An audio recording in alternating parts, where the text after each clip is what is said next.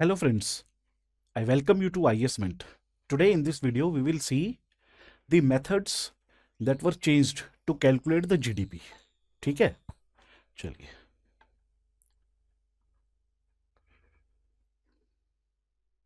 देखो 2015 में method change करा गया bye CSO।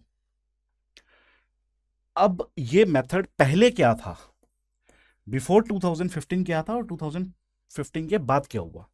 Before 2015 we used to calculate GDP at factor cost, ठीक है। और 2015 के बाद हमने क्या करा, हमने लेना शुरू कर दिया GVA एट बेसिक प्राइस।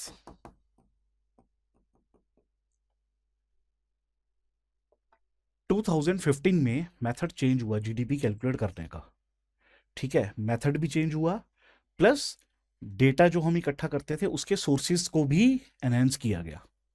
तो ये दोनों चीजें हम बहुत डिटेल में समझेंगे कि एग्जैक्टली इस मेथड में ऐसा क्या था और क्यों इस मेथड को चेंज किया गया, ठीक है। तो इसके लिए सबसे पहले ये समझना जरूरी है कि ये सारे मेथड्स हैं क्या। देखो क्या होता है कि सबसे पहले हम देखेंगे फैक्टर कॉस्ट क्या होता है, फिर हम देखेंगे बेसिक प्राइस क्या होता है, फिर हम देखेंगे मार्केट प्राइस क्या होता है, ठीक है। और फिर उसके बाद हम देखेंगे जीवीए क्या होता है, फिर देखेंगे जीडीपी क्या होता है, ठीक है। और फिर उसके बाद इनको कंपेयर करेंगे, इनको मिलाएंगे इन सब से।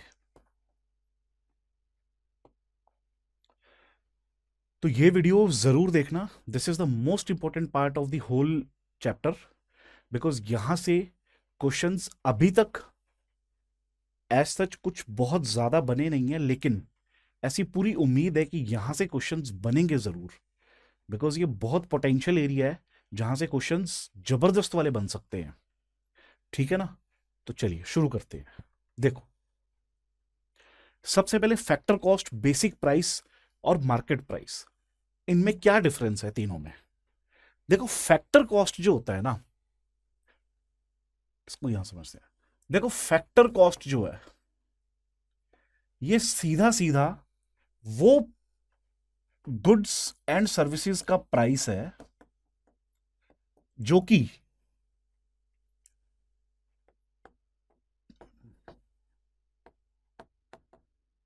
प्रोडक्शन कॉस्ट दिखाता है।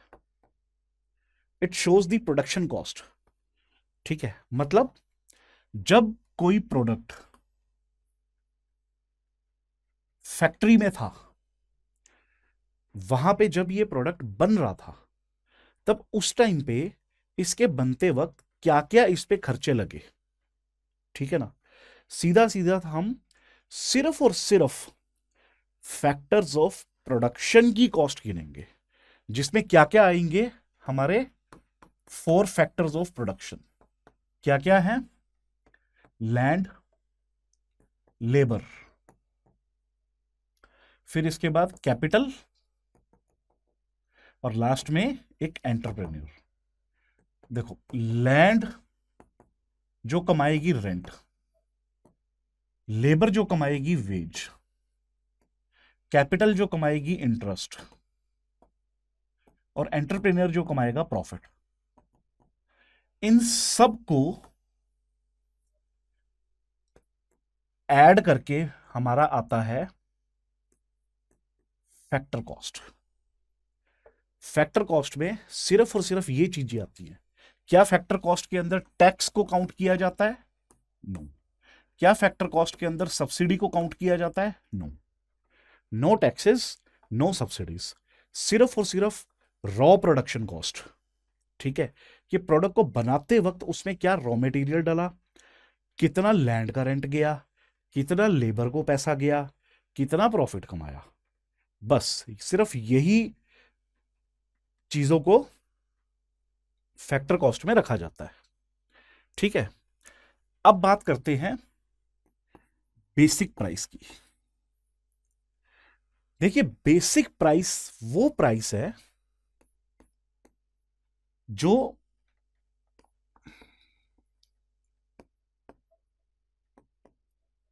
प्रोड्यूसर को पड़ा, जो उसका प्रोड्यूसर है, जो भी जिसने भी उसे प्रोड्यूस किया उस प्रोडक्ट को, प्रोड्यूस करने के बाद when the product is ready to move out from the gate of the factory, उस टाइम पे उसके ऊपर क्या क्या टैक्सेस लगे, क्या क्या चीजें और लगी, क्या माइनस हुआ, अब यहां पे बेसिक प्राइस में वो सब ऐड हो जाएगा। यानी कि फैक्टर कॉस्ट जो है ये प्रोडक्शन लेवल पे बात करती है, या फिर हम इसको यूं समझ सकते हैं कि फैक्टर कॉस्ट जो है ये सप्लाई साइड की बात करती है। ऑन दी अदर हैंड जो हमारा बेसिक प्राइस है, इसमें हम ऐड कर देंगे क्या, प्रोडक्शन टैक्स। इसमें हम प्रोडक्शन टैक्स को तो कर देंगे ऐड, और माइनस क्या कर देंगे,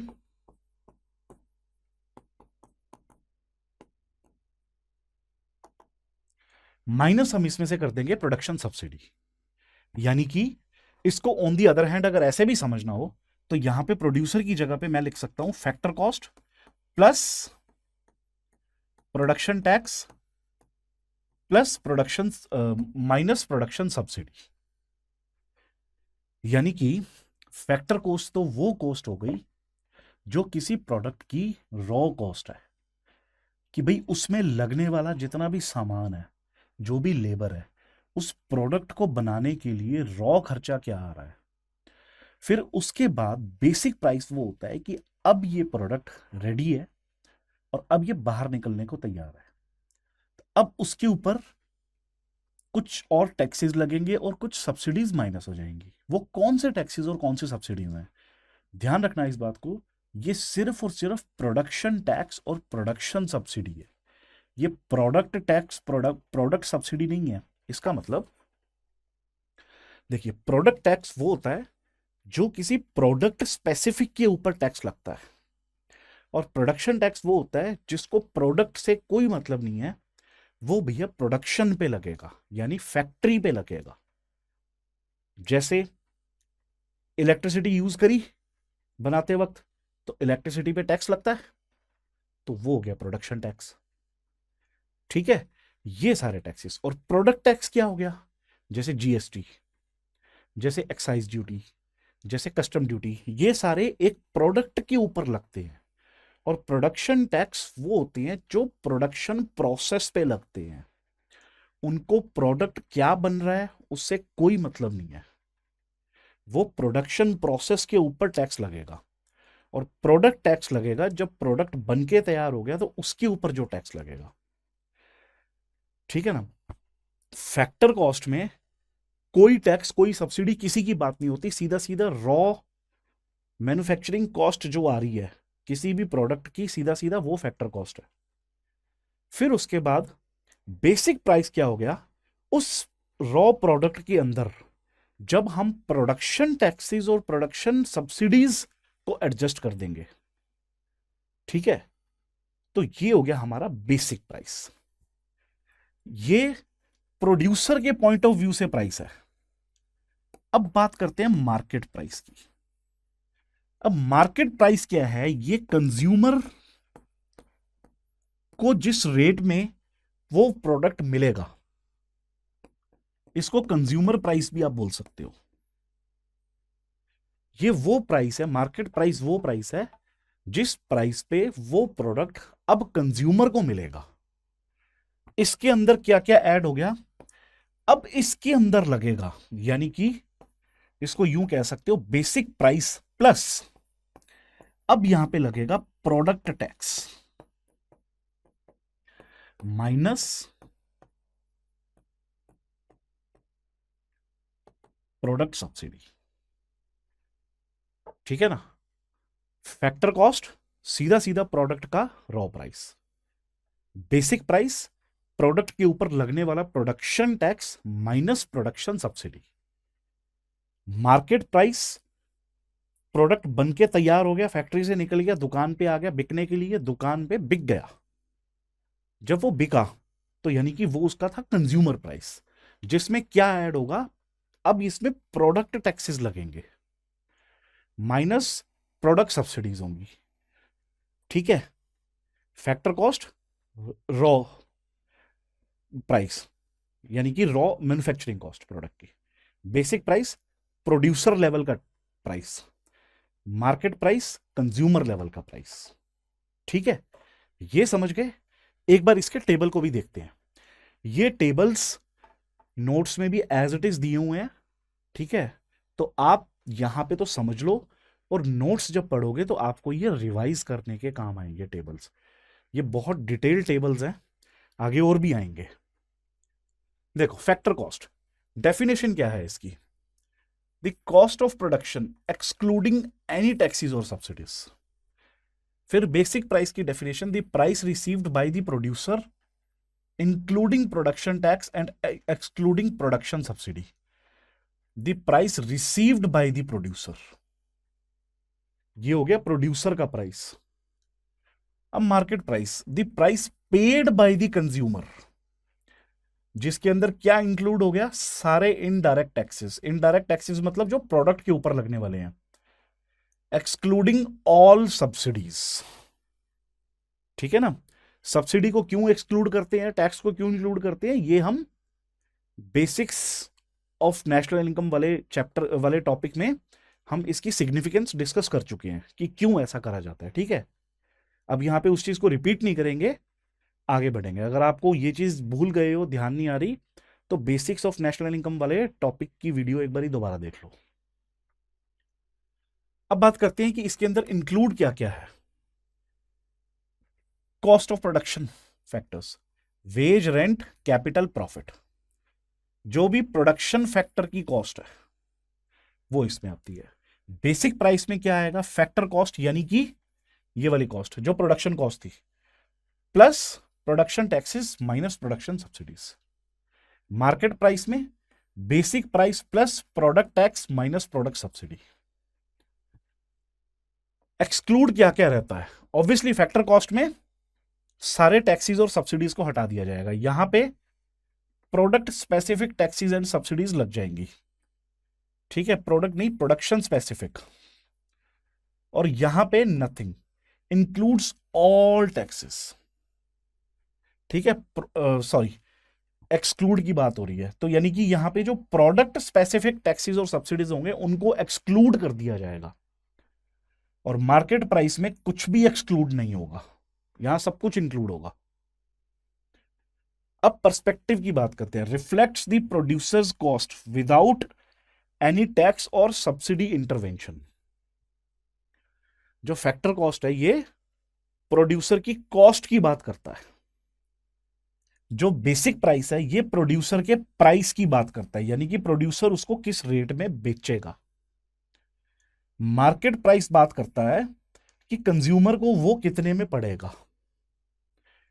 formula, factor cost is equals to basic price minus production tax plus production subsidy.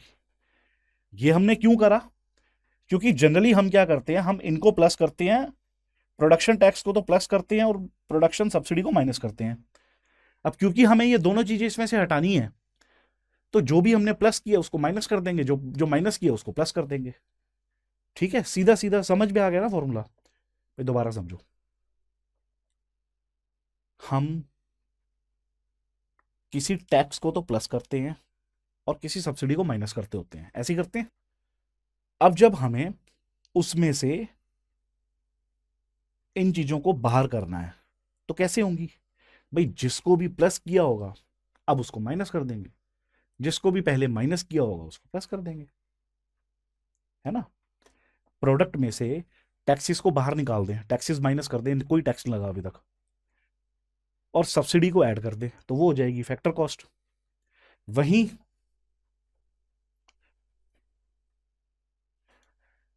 Factor cost plus production taxes minus production subsidy, ये हो जाएगा अपना बेसिक प्राइस। मार्केट प्राइस में क्या होगा, प्रोडक्ट टैक्स और प्रोडक्ट सब्सिडी। यहां production tax production subsidy, product tax product subsidy. ठीक है, फॉर्मूले से एग्जांपल से समझते हैं। इफ प्रोडक्शन कॉस्ट सारी मिला के जितनी भी है वो 100 रुपए बनती है, मान लो इन सब ने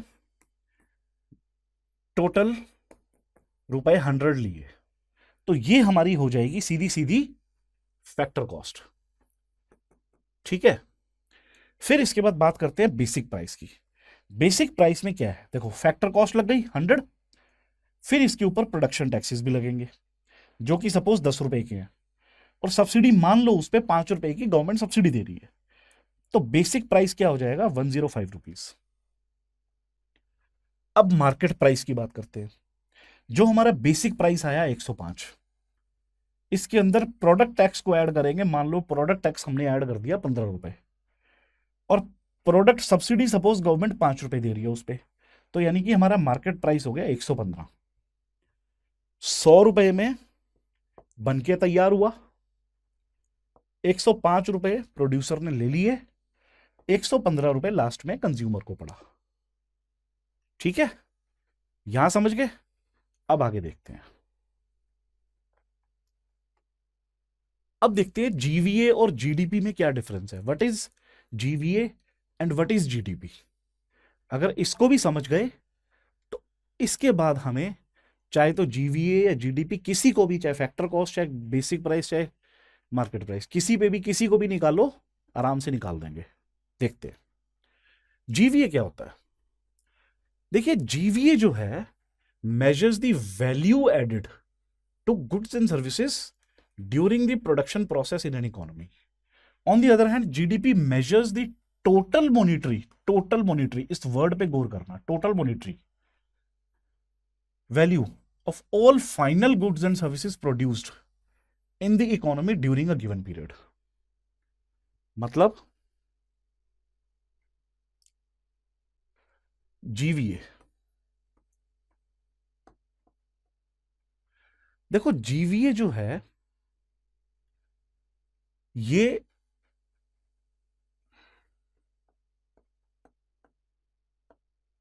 product cost minus intermediate goods and services, goods and services cost minus intermediate goods and services, मतलब जो भी वैल्यू ऐड हुई है। जैसे कि मैंने आपको बताया था कि प्रोडक्ट मान लो बना 10 रुपए का, फिर उसके अंदर एक और वैल्यू ऐड हो गई कि जैसे मान लो होलसेलर था, उसने उसको 2 रुपए अपना प्रॉफिट रखा, तो 2 रुपए यहां जुड़ गए। फिर उसके बाद मान लो रिटेलर है, 5 रुपए उसने रखा, तो ये बन गया 17 रुपए। तो यहां पे वैल्यू ऐड हो रही है। पहले 10 रुपए थे, फिर 10 रुपए के अंदर 2 रुपए वैल्यू ऐड हो गई, फिर उसमें 5 रुपए वैल्यू ऐड हो गई, तो टोटल प्रोडक्ट की कीमत कितनी हो गई 17। ये है जीवीए। ठीक, अब जीडीपी क्या है। देखिए जीडीपी होता है जितने भी जीवीएज हैं, जितने भी जीवीएज हैं इन सब का एडिशन। देखो measures the total monetary value of all final goods and services produced in the economy during a given period. Final goods मतलब यहां पे रॉ मटेरियल्स को कंसीडर नहीं करते। रॉ मटेरियल की कॉस्ट जो भी हो, फाइनल प्रोडक्ट बन गया ना, उसके अंदर सब कुछ इंक्लूडेड ही है, तो बस ठीक है, फिर वही तो वैल्यू ऐड हुई ना। वैल्यू ऐड होके और उसको टोटल मॉनिटरी वैल्यू सभी जीवीएस जोड़ लिए जितने भी थे। ठीक है, जीवीए जो होता है वो सेक्टर स्पेसिफिक होता है, और जीडीपी जो होता है वो सारे सेक्टर्स का कंबाइन होता है। देखो अब इनका स्कोप क्या है। GVA reflects the contribution of individual sectors, individual sectors जैसे agriculture, manufacturing, service etcetera to the economy. GVA sector specific होता है, जीडीपी सबका एक साथ होता है। Reflects the total economic output of the country including the value from all sectors adjusted for taxes and subsidies. GVA में सिर्फ और सिर्फ वैल्यू ऐड को काउंट करते हैं। देखो, जीवीए में हमने सिर्फ और सिर्फ वैल्यू को ऐड किया, सिर्फ और सिर्फ प्रोडक्ट की एक्चुअल वैल्यू को देखा। लेकिन जब हम जीडीपी की बात करेंगे तो इसके अंदर हम टैक्सेस को और सब्सिडीज को भी इंक्लूड कर लेंगे। क्या जीवीए के अंदर टैक्स एंड सब्सिडी है? नहीं है। क्या जीडीपी के अंदर टैक्स एंड सर्विस है? हाँ है। जीवीए फर्स्ट ऑफ ऑल तो सेक्टर स्पेसिफिक होता है। सेकंड, जीवीए में सिर्फ और सिर्फ प्रोडक्ट की कॉस्ट को काउंट किया जाता है कि सिर्फ प्रोडक्ट की स्पेसिफिक कीमत क्या है। लेकिन फिर जब हम जीडीपी निकालते हैं तो जीडीपी के अंदर हम टैक्सीज और सब्सिडीज को भी एडजस्ट करते हैं। टैक्स को प्लस करना होता है, सब्सिडी को माइनस करना होता है। ठीक है, जीवीए में टैक्स सब्सिडी नहीं आते, जीडीपी में टैक्स सब्सिडी आते हैं। जीवीए सेक्टर स्पेसिफिक होता है, जीडीपी सारे सेक्टरों का एक साथ मिला के होता है। ठीक है ना। जीवीए के अंदर सिर्फ और सिर्फ वैल्यू ऐड होती है, सिर्फ प्रोडक्ट की एक्चुअल कॉस्ट होती है। जीडीपी के अंदर प्रोडक्ट की actual cost plus taxes minus subsidies होती है। समझ गए? अब देखो, अब अगर आपको जीडीपी एट फैक्टर कॉस्ट देखना है, फिर आपको जीडीपी एट बेसिक प्राइस देखना है, फिर आपको जीडीपी एट मार्केट प्राइस देखना है, तो समझ गए किस स्टेज पे कौन से टैक्स को प्लस करना है, कौन से टैक्स को माइनस करना है ना। सिमिलरली जीवीए आपको फैक्टर कॉस्ट पे देखना है, तो ये देखोगे कि फैक्टर कॉस्ट पे उसमें क्या क्या वैल्यू ऐड हुई। फिर जीवीए अगर आपको बेसिक प्राइस देखना है तो आप ये देखोगे कि प्रोड्यूसर ने जब उसको बेचा तब उसमें क्या वैल्यू ऐड हुई थी। फिर आप देखोगे जीवीए एट मार्केट प्राइस मतलब कंज्यूमर ने जब उसे परचेज किया तब तक उसमें क्या क्या और वैल्यू ऐड हो चुकी थी। बस यही सिंपल सा कॉन्सेप्ट है जीडीपी और जीवीए का। ऐसे ही कंफ्यूज होते रहते हैं कि क्या जीडीपी जीवीए क्या डिफरेंस है इनमें। अब क्लियर हो गया ना? अब कभी नहीं भूलोगे। ठीक है, अब इनको सेपरेटली भी सारों को देखते हैं। GVA at factor cost, simple value added by all producers at cost of production. ठीक है ना। फिर जीवीए एट फैक्टर, फिर जीडीपी एट फैक्टर कॉस्ट मतलब total value of goods and services adjusted for indirect taxes and subsidies. Factor cost है लेकिन GDP आ गया। GVA जब तक फैक्टर कॉस्ट पे था मतलब कोई उसमें टैक्स वैक्स कुछ नहीं था। जीडीपी जैसे ही फैक्टर कॉस्ट पे आ गया टैक्स लग गया, सब्सिडी माइनस हो गई। अब जीवीए एट बेसिक प्राइस देखते हैं।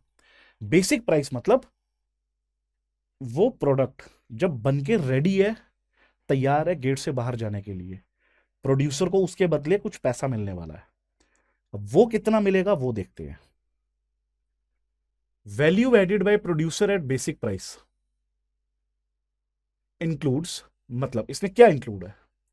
प्रोडक्शन टैक्स इंक्लूड है और प्रोडक्शन सब्सिडी माइनस है। भाई प्रोड्यूसर किसी प्रोडक्ट का रॉ प्राइस जो था वो था कि फैक्टर्स ऑफ प्रोडक्शन ने क्या क्या ले लिया, यानी उसमें क्या क्या माल डाला उसकी कीमत। लेकिन जब वो बना था तो उसके ऊपर इलेक्ट्रिसिटी के ऊपर भी तो टैक्स दिया था ना उसने, लैंड टैक्स भी तो दिया था ना उसने। तो वो सब वो नहीं जोड़ेगा जब उसको बेचेगा, तो जोड़ेगा ना। जब वो प्रोड्यूसर, जब वो फैक्ट्री वाला जब अपने माल को बेचेगा तो भैया उसमें जो उसने टैक्सेस पे किए हैं वो तो देगा, जोड़ेगा कि नहीं जोड़ेगा। तो वो टैक्सेस जुड़ेंगे और गवर्नमेंट ने जो भी कोई उसको उस दौरान सब्सिडी दी होंगी, मान लो इलेक्ट्रिसिटी में कुछ सब्सिडी दे दी, तो वो माइनस होगी उसमें से। फिर इसके बाद जीडीपी एट बेसिक प्राइस। अब बेसिक प्राइस की, अब जीडीपी की बात आ गई तो क्या आ जाएगा? मार्केट वाले सारे टैक्स, मार्केट वाली सारी सब्सिडियां, है ना। फिर जीवीए एट मार्केट प्राइस क्या होगा? यहां पे स्पेसिफिक टैक्सेस अगर कुछ होंगे जो रह गए होंगे लगने वाले अब तक, प्रोडक्शन टैक्सेस जो स्पेसिफिक अब तक रह गए होंगे लगने वाले, वो ऐड होंगे इसमें, और ऐसी कोई सब्सिडीज होंगी तो वो माइनस होंगी। फिर जीडीपी एट मार्केट प्राइस क्या होगा? जो भी बेसिक प्राइस था उसके अंदर जब हमने टैक्सीज और सब्सिडी को एडजस्ट कर दिया, ये बन गया हमारा। जब हमने प्रोडक्ट टैक्सीज और प्रोडक्ट सब्सिडीज को भी एडजस्ट कर दिया तो ये हो गया हमारा मार्केट प्राइस। भाई कंज्यूमर को तो सब कुछ जुड़ जुड़ा के मिलता है ना।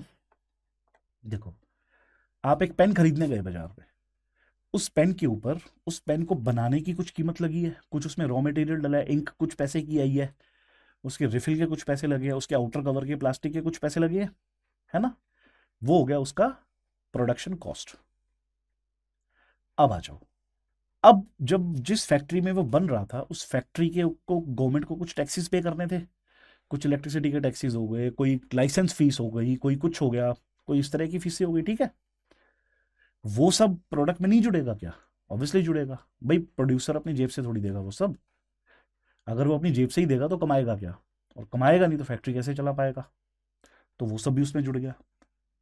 फिर उसके बाद वो जैसे ही बाहर निकला, बिकने को तैयार, कंज्यूमर आया उसे लेने, अब गवर्नमेंट ने बोला कि भैया मुझे इस प्रोडक्ट के ऊपर भी टैक्स चाहिए, और मैं इसके ऊपर हो सकता है कुछ आपको सब्सिडीज भी दे दूं। तो अब उसमें वो टैक्स भी ऐड हो गया, लेकिन सब्सिडी माइनस हो गई। सब्सिडी क्यों? क्योंकि वो तो गवर्नमेंट ने दी है, कंज्यूमर ने तो नहीं दी ना, तो गवर्नमेंट ने दी है, तो उसको तो हम उसमें नहीं काउंट करेंगे। तो ये हो गया market price, GDP at market price. Simple, समझ गए? जब हम इन चीजों को समझ जाते हैं तो अब हम किसी भी चीज को निकाल सकते हैं, ठीक है ना। अगर इसके अंदर आपको कोई डाउट हो तो आप कांटेक्ट कर सकते हैं मुझसे।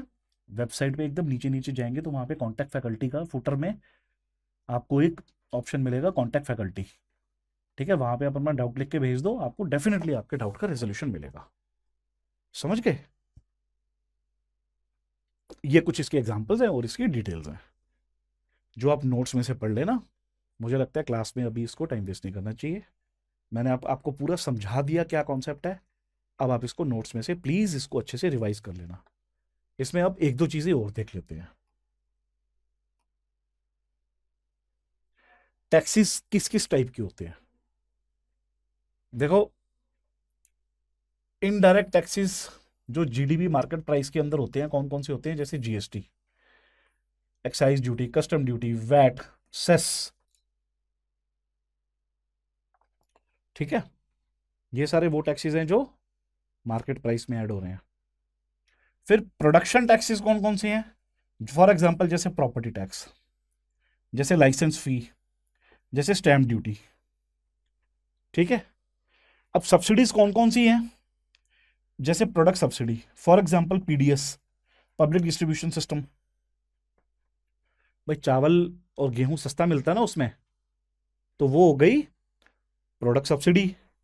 फिर प्रोडक्शन सब्सिडी हो गई, जैसे for example subsidy on inputs like fertilisers, electricity for agriculture. भाई फर्टिलाइजर पे गवर्नमेंट सब्सिडी देती है ना, फर्टिलाइजर एग्रीकल्चर में यूज होता है, तो वो सब्सिडी को यहां पे माइनस कर देंगे, वो प्रोडक्शन सब्सिडी है।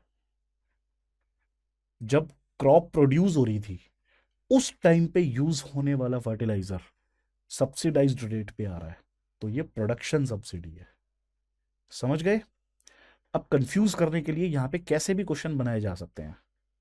जैसे कि मान लो यही बना दिया कि वो आपसे टाइप्स ऑफ सब्सिडीज ही पूछ लेंगे, उसमें से 5 टाइप की दे देंगे, पूछ लेंगे इनमें से प्रोडक्शन सब्सिडी कौन सी है।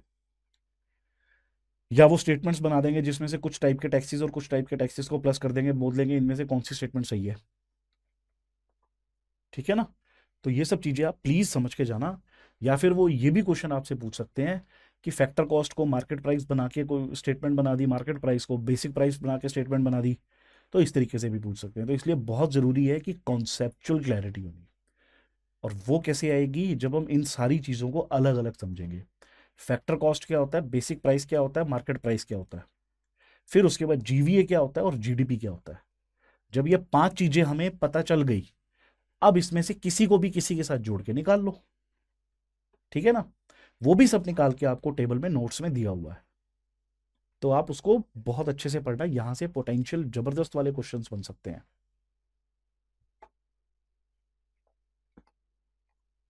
फिर इसके बाद है, हमने शिफ्ट जो किया, हमने जीवीए से जीवीए एट बेसिक प्राइस पे क्यों शिफ्ट करा? कहां से शिफ्ट करा? जीडीपी एट फैक्टर कॉस्ट से जीवीए एट बेसिक प्राइस पे हमने क्यों शिफ्ट करा? जीवीए एट फैक्टर कॉस्ट का मतलब सीधा सीधा जीवीए, लेकिन यहां बात हो रही है जीवीए एट बेसिक प्राइस की। इसका क्या मतलब है?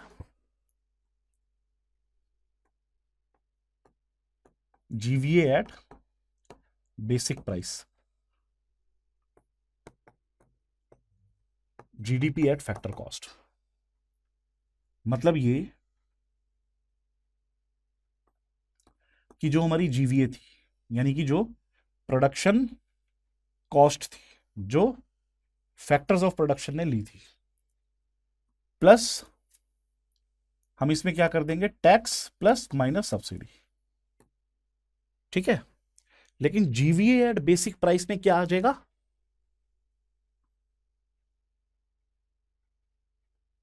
जीवीए प्लस,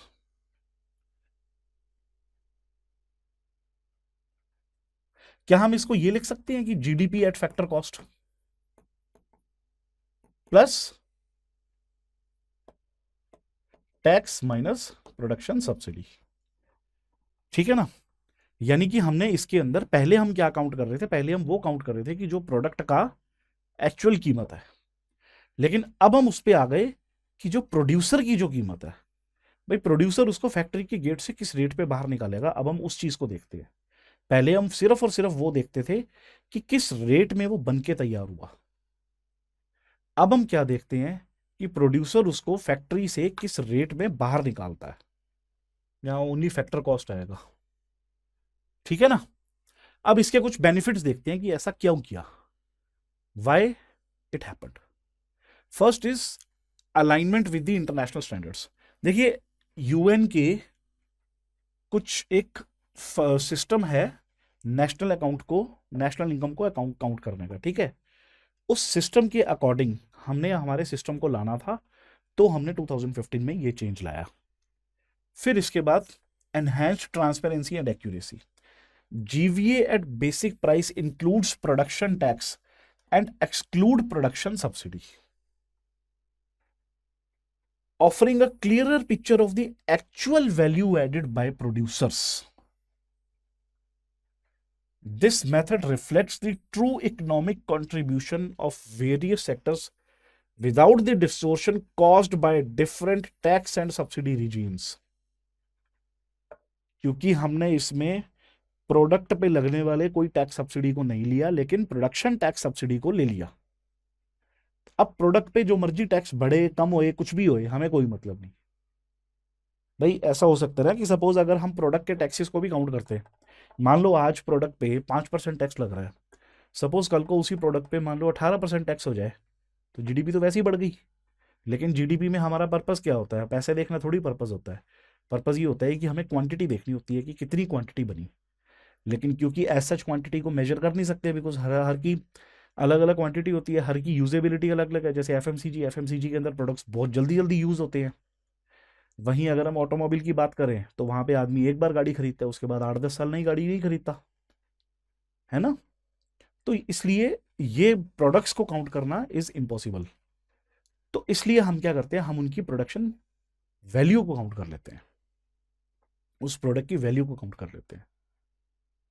ठीक है, चलो इसके बाद है इंप्रूव्ड सेक्टोरल एनालिसिस। भाई कैलकुलेटिंग जीवी eight basic price allows for more detailed assessment of individual sectors. GVA मैंने आपको बताया था कि ये सेक्टर स्पेसिफिक होता है और जीडीपी सबका कंबाइन होता है। Sector specific performance adding policy makers in identifying growth drivers and sectors requiring intervention. फिर इसके बाद comprehensive measurement of economic activity. ठीक है ना, ये इसके बेनिफिट्स थे, इसलिए इसको ऐड किया गया। अब एक क्वेश्चन जीवीए के ऊपर, GVA at basic price, GVA at basic price includes production tax and exclude production subsidy. Yes. GDP at factor cost include both क्या क्या, production and product. No.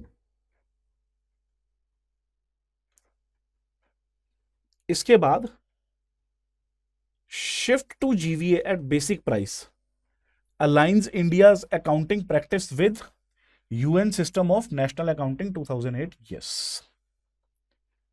So the answer is 1 and 3 only. ठीक है ना. इस तरीके से आपको question आएंगे. ये बहुत बेसिक क्वेश्चन है, लेकिन आपको यहां से आइडिया लग सकता है कि और कि क्वेश्चन को कैसे फ्रेम किया जा सकता है. ये कुछ पोटेंशियल क्वेश्चंस की लिस्ट है, या पढ़ लेना. अब inclusion of new data source. देखिए सीएसओ ने कुछ नए डेटा सोर्सेस को भी इंक्लूड किया जीडीपी के अंदर. भाई डेटा तो चाहिए ना हमें, प्राइसेस तो चाहिए ना अलग अलग प्रोडक्ट्स के, और ये भी चाहिए कि कितने बने, दोनों चीजें चाहिए रहती है ना. तो उसके लिए सीएसओ ने कुछ नए मेथड्स को अपनाया. देखते हैं. फर्स्ट, कॉर्पोरेट सेक्टर डेटा का इकट्ठा करने के लिए इन्होंने MCA 21 का डेटाबेस यूज करना शुरू कर दिया. MCA 21 का डेटाबेस क्या है? ये मिनिस्ट्री ऑफ कॉर्पोरेट अफेयर्स का एक पोर्टल है. It is a portal of ministry of corporate affairs. Ministry of corporate affairs आपको पता है कि जो भी कंपनियां रजिस्टर होती हैं इंडिया में, ठीक है, जैसे जो भी कोई लिमिटेड या प्राइवेट लिमिटेड कंपनियां जितनी भी इंडिया में रजिस्टर होती हैं, वो सब के सब मिनिस्ट्री ऑफ कॉर्पोरेट अफेयर्स के अंडर ही रजिस्टर होती हैं. तो मिनिस्ट्री ऑफ कॉर्पोरेट अफेयर्स के पास प्रॉपर डेटा होता है सारी कंपनियों का, ठीक है. और फिर सारी बैलेंस शीट वगैरह सब कुछ मिनिस्ट्री ऑफ कॉर्पोरेट अफेयर्स में देनी होती है कंपनियों को हर साल. तो इसलिए उनके पास प्रॉपर डेटा होता है कंपनीज का. तो वहां से हमें बहुत एक्चुअल डेटा मिल सकता है, covering a large number of registered companies. enabled a precise assessment of the corporate sector's GDP contribution. यहां से तो कॉर्पोरेट सेक्टर का डेटा आएगा. फिर फाइनेंशियल सेक्टर कवरेज. भाई यहां से कॉर्पोरेट सेक्टर का आ गया, लेकिन सेक्टर तो कॉर्पोरेट के अलावा और भी बहुत सारे हैं ना, तो उनके लिए क्या क्या आया? फिर फाइनेंशियल सेक्टर सर्विस आया, जिसके अंदर इन्होंने included data from banks and NBFCs. अब यहां से इन्होंने बैंक्स और एनबीएफसी से डेटा लेना शुरू कर दिया कि भैया तुम्हारे पास क्या क्या डेटा है, क्या क्या ट्रांजैक्शन है, सब दे दो. यहां से हम आइडिया लगा लेंगे कि बाकी जगहों पे कितना कितना ट्रांजैक्शन हुई है, ठीक है ना. Provided clarity on financial sector activities and other economic role. इसके बाद local bodies activities, economic activities of rural and urban local bodies, including government services and expenditures. enhanced representation of grassroots level economic activities. Grassroot level पे जो economic activities हो रही थी उनका data कहां से लेने लगे? लोकल बॉडीज से. और फिर नेशनल सैंपल सर्वे. यहां पे एक सर्वे होगा, वो सर्वे किनका कराया जाता है? जो इनफॉर्मल सेक्टर है उसको काउंट करने के लिए, उसका एक आइडिया लेने के लिए कि एक सर्वे करा लिया सैंपल से, और उससे एक आइडिया लगा लेते हैं कि हाँ ठीक है, अभी पूरे इंडिया में लगभग इतना होना चाहिए, तो उसको इसमें कैलकुलेट कर लेते हैं. फिर एम्प्लॉयमेंट अनएम्प्लॉयमेंट सर्वे, ठीक है, ये लेबर मार्केट डायनेमिक्स के बारे में बताता है सर्वे. एम्प्लॉयमेंट अनएम्प्लॉयमेंट सर्वे जो है वो लेबर के बारे में बताएगा, है ना, क्योंकि फैक्टर्स ऑफ प्रोडक्शन में एक लेबर भी तो है ना. तो फिर अब वो इनफॉर्मल सेक्टर में भी हो सकती है, कहीं भी हो सकती है ना लेबर, तो इसलिए ये भी करवाना जरूरी है, ठीक है. अब इसका इंपैक्ट क्या हुआ? Improved GDP estimation bye capturing previously under represented sectors. देखो पहले डेटा की कमी थी, अगर ऑब्वियसली हमने अगर डेटा कलेक्शन के सोर्सेज को एनहेंस किया है तो डेफिनेटली हमारे पास ज्यादा और ज्यादा अच्छा डेटा आएगा. तो इंपैक्ट क्या होगा? कैलकुलेशन अच्छी होएगी, है ना, ज्यादा एक्यूरेट जीडीपी के बारे में पता चलेगा. फिर improved sectoral analysis, alignment with international standards. Challenges इसमें क्या क्या हैं? देखो सबसे बड़ा चैलेंज जो है ना वो इनफॉर्मल सेक्टर का होता है, सबसे बड़ा चैलेंज इनफॉर्मल सेक्टर का होता है, ठीक है। उसके बाद डेटा रिलायबिलिटी, कैसे, जो ऑफिशियल डेटाबेस जैसे एमसीए 21 पे जो है, इससे रेजिलियंस एस्टिमेशन इंश्योरिंग और रिलायबिलिटी कॉर्पोरेट सेक्टर डेटा के ऊपर कम होती है, क्योंकि ऐसा जनरली देखा गया है कि कई बार कॉर्पोरेट सेक्टर जो है वो या तो प्रॉपर डेटा दे नहीं पाते, या अभी उन्होंने डेटा दिया नहीं है, लेट हो गए। बहुत सारी कंपनीज ऐसी होती हैं जो टाइम पे डेटा दे ही नहीं पाती, ठीक है ना, लेकिन डेटा उससे पहले ही ले लिया जाता है। तो इसलिए डेटा की रिलायबिलिटी के का भी एक थोड़ा सा चैलेंज तो है, और ये हमेशा रहेगा, ठीक है। एक क्वेश्चन इसके ऊपर, data from MCA 21 database was included to better capture the corporate sector's contribution, yes. Revised methodology excluded information from unincorporated, no, it included activities of local bodies were incorporated to reflect grassroots level economic activities, yes, answer is 1 and 3। ये potential questions हैं यहां से जो बन सकते हैं, आप ये पढ़ लेना। अब देखो, अब एक नया कॉन्सेप्ट सीखो, एक कॉन्सेप्ट है डबल डिफ्लेशन मेथड। ये भी जीडीपी को कैलकुलेट करने के लिए ही काम आता है, ठीक है। हम अब तक जो पढ़ते आए हैं वो हम पढ़ते आए हैं सिंगल डिफ्लेशन मेथड। अब हम देखते हैं एक बार डबल डिफ्लेशन मेथड भी क्या है। देखो डबल डिफ्लेशन मेथड क्या होता है कि इसमें आउटपुट, जो भी आउटपुट है प्लस जो भी इंटरमीडिएट कंजम्पशन है, हम इन दोनों को क्या करते हैं, डिफ्लेट।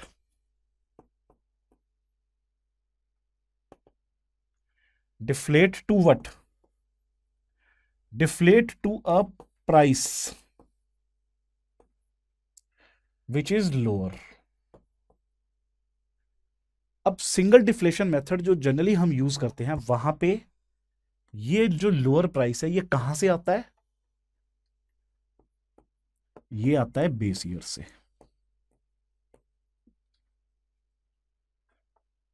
ठीक है ना, ये आता है बेस ईयर से। और इसी से फिर हम क्या निकाल लेते हैं, एक इंडेक्स निकाल लेते हैं by the name of GDP deflator. अभी सुनते जाना, ये पूरा कॉन्सेप्ट होने दो एक बार, आपको समझ में आ जाएगा, ठीक है ना। अभी प्लीज हैव पेशेंस, अभी डाउट्स मत लेके आओ, सिर्फ सुनते जाओ। जब कंप्लीट हो जाएगा ये, आपके सारे डाउट्स ऑटोमेटिकली क्लियर हो जाएंगे। हम अभी मैंने जितनी ये सारी चीजें अलग अलग लिखी हैं ये सारी आपस में लिंक हो जाएंगी, तो वेट करो थोड़ी देर। हम जो जीडीपी जनरली कैलकुलेट करते हैं उसके अंदर हम इनके प्राइसेस को डिफ्लेट नहीं करते, हम सिर्फ और सिर्फ इसके प्राइसेस को डिफ्लेट करते हैं। और डिफ्लेट करने का हमारा तरीका क्या होता है कि हम उसे बेस ईयर के प्राइसेस पे ले आते हैं, ठीक है ना भाई। जीडीपी डिफ्लेटर यही तो होता है ना, nominal GDP divided by real GDP into 100। अब जब आर रियल जीडीपी इधर चली जाएगी, इसको इधर ला देंगे, तो R is equals to nominal divided by deflator, GDP deflator, यही हो गया, इनटू 100। और वैसे भी नाम से भी समझ में आता है डिफ्लेटर, यानी कि GDP deflator means that index which is used to deflate the, either it can be used to deflate only the output or both output and intermediate goods, ठीक है। जीडीपी डिफ्लेटर इसलिए काम में आता है कि हमें नॉमिनल जीडीपी में से रियल जीडीपी निकालनी होती है। अब देखो हर एक प्रोडक्ट की अगर आप प्राइस 2012 वाले लोगे तब तो कैलकुलेट करना इज ऑलमोस्ट इम्पॉसिबल। तो क्या किया जाता है, एक इंडेक्स निकाला जाता है जीडीपी डिफ्लेटर के नाम से। रियल जीडीपी निकालने के लिए सीधा सीधा नॉमिनल जीडीपी को उस इंडेक्स से डिवाइड कर देते हैं, इनटू 100 कर देते हैं, तो हमारी रियल जीडीपी आ जाती है। एक्चुअल तरीका ये होता है। पिछली क्लास में हमने जो जीडीपी डिफ्लेटर पढ़ा था उसको हमने आधा पढ़ा था। और क्यों हमने आधा पढ़ा था? डेलिबरेटली हमने उसको आधा पढ़ा था बिकॉज उसका एक्चुअल मतलब आपको तब तक मैं नहीं समझा सकता था जब तक मैं डबल डिफ्लेशन मेथड को आपको ना समझाऊं। और ये सब भी समझने के लिए आपको GDP, factor cost, market price और वो सब चीजों की नॉलेज होनी जरूरी है। ठीक है ना? तो इसलिए एक्चुअल मतलब जीडीपी डिफ्लेटर का क्या होता है? ये एक वो इंडेक्स है जिसको यूज करके हम हमारी नॉमिनल जीडीपी से रियल जीडीपी को फाइंड आउट करते हैं। ठीक है? तो ये है सिंगल डिफ्लेशन मेथड। सिर्फ इसको डिफ्लेट किया जाता है, यानी कि सिर्फ इसको डिवाइडेड बाय जीडीपी डिफ्लेटर किया जाता है। डबल डिफ्लेशन मेथड में आउटपुट एंड इंटरमीडिएट गुड्स, इन दोनों को जीडीपी डिफ्लेटर से डिफ्लेट किया जाता है। अब सवाल आता है ऐसा क्यों करते हैं हम? ऐसा हम क्यों करते हैं? तो पहले आप खुद अपने आप को जवाब दो कि हम रियल जीडीपी क्यों निकालते हैं। इसलिए निकालते हैं ना कि हमें सिर्फ और सिर्फ क्वांटिटी चाहिए, कि हम एक्चुअल इकोनॉमी की सिचुएशन को आइडेंटिफाई कर सके।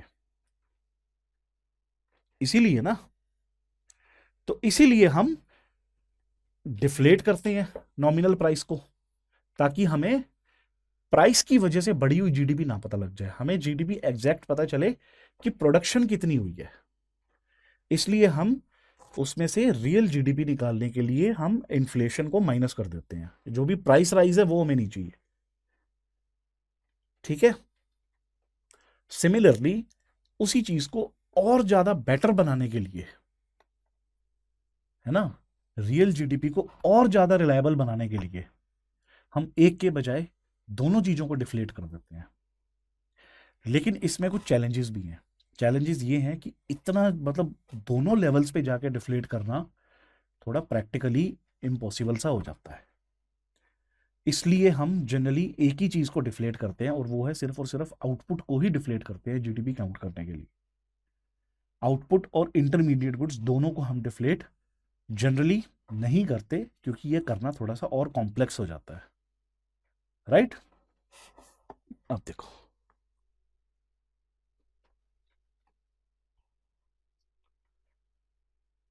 Process of deflation, deflation of output, deflation of intermediate consumption. ठीक है? जो भी इंटरमीडिएट कंजम्पशन होती है, यानी कि जो भी इंटरमीडिएट गुड्स होते हैं, जो भी इंटरमीडिएट लगे होते हैं, क्योंकि हम उनको भी डिफ्लेट करते हैं।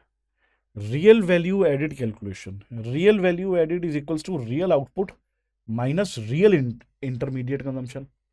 भाई, एक था आउटपुट, एक था इंटरमीडिएट कंजम्पशन,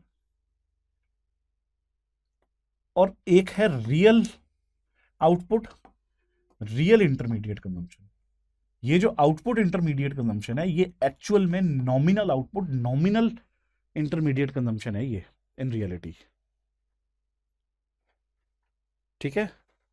अगर इन रियलिटी ये ऐसा है, तो हम नॉमिनल से रियल पे जाने के लिए जनरली हम सिर्फ एक ही चीज को यूज करते हैं। लेकिन अगर हम दोनों को यूज करने लग गए तो आउटपुट हमारा और भी ज्यादा रिलायबल आएगा। ठीक है ना? ensures the calculated real value added and reflects changes in production level only। इतना रिलायबल हो जाता है ये। इंडिया के अंदर करंट यूज क्या है? India employs double deflation method primarily in agriculture sector. India में डबल डिफ्लेशन मेथड को प्राइमरीली सिर्फ एग्रीकल्चर सेक्टर के लिए यूज किया जाता है। Other sector often rely on single deflation और alternate methods. IMF observation, limited adoption of DDM restrict precision in real GDP estimates। From non agricultural sectors. Agricultural sector में तो हम रियल के भी रियल जीडीपी निकाल लेते हैं, लेकिन बाकी सेक्टरों में हम सिर्फ रियल जीडीपी निकालते हैं। लेमन लैंग्वेज में इसको आप इस तरीके से समझ सकते हो। अब challenges in implementing double deflation, data requirement और दूसरा कॉम्प्लेक्सिटी, ये सबसे बड़ा चैलेंज है। फिर इसके बाद advantages, obviously enhanced accuracy, separately deflating output and input leads to precise estimates of real GDP, हम बात कर चुके। रिफ्लेक्ट्स ट्रू इकोनॉमिक एक्टिविटीज, ठीक है ना।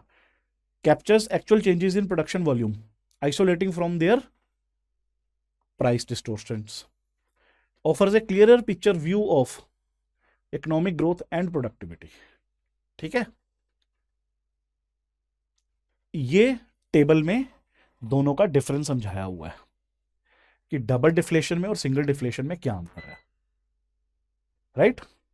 The difference between double deflation method and single deflation method, the difference is shown here. आप इसको पढ़ लेना एक बार और ज्यादा क्लियर हो जाएगा। नेक्स्ट, की टेकअवेज, ये भी इसी के ऊपर है, ठीक है। अब एक क्वेश्चन डबल डिफ्लेशन मेथड के ऊपर।